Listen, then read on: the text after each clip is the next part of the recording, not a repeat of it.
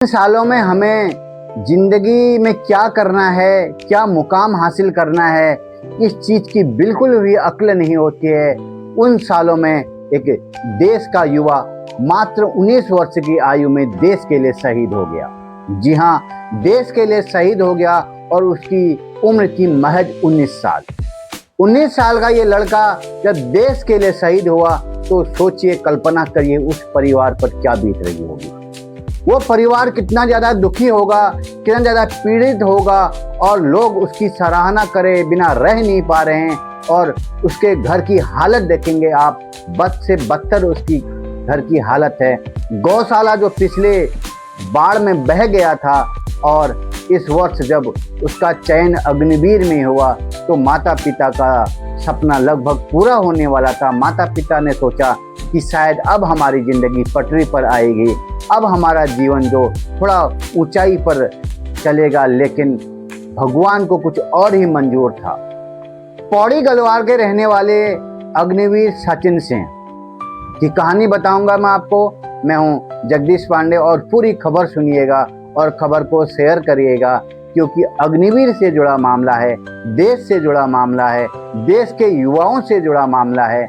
और ये मामला अगर आप शेयर करेंगे तो हर उस परिवार को, हर उस माँ को मजबूती मिलेगी, साहस मिलेगा, जिसका बेटा, जिसका पति अग्निवीर में है या वो फौज की नौकरी करता है।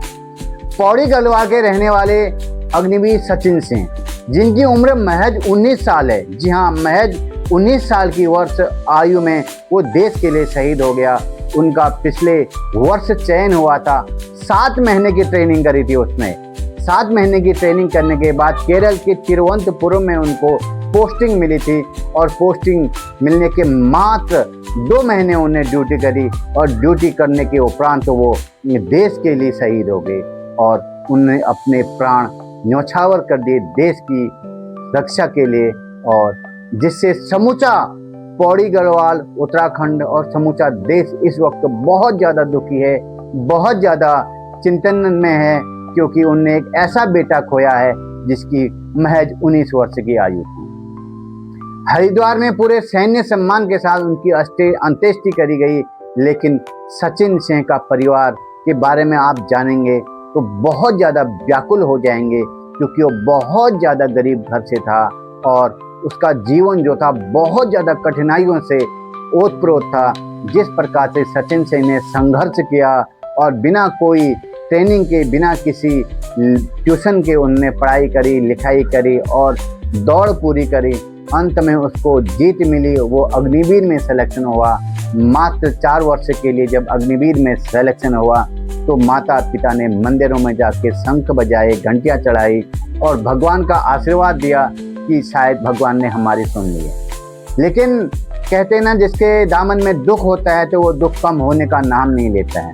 ठीक वही परिभाषा इस परिवार पर गढ़ी गई, और 2 माह की जब ड्यूटी के उपरांत जब माता पिता को ये खबर सुनने को आती है कि आपका बेटा देश के लिए शहीद हो गया, उस वक्त सोचिए, कल्पना करिए क्या बीती होगी उस परिवार पर। वो माँ जिन्होंने 9 महीने कोख में पाला और मात्र 19 बसंत उसने अपने जीवन के देखे थे, अब वो तिरंगे में लपेट कर अपने माँ के पास खड़ा होगा। पिता क्या देखकर उसको गर्व करेगा कि मेरा बेटा, जिन्होंने मात्र 2 महीने की ड्यूटी करी और देश के लिए बलिदान दे दिया, अपने प्राण न्यौछावर कर दिए, माँ भारती के इस लाल को सर्वोच्च बलिदान के लिए हमेशा पौड़ी गढ़वाल उत्तराखंड याद करेगा।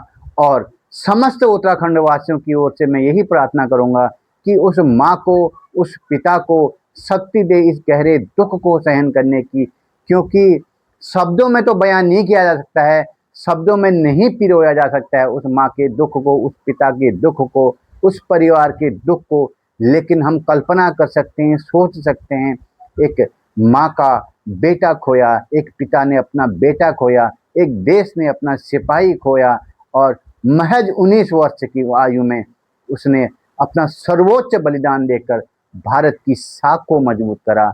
और अग्निवीर फौज, आर्मी क्या होती है उसका जीवंत उदाहरण प्रस्तुत करा।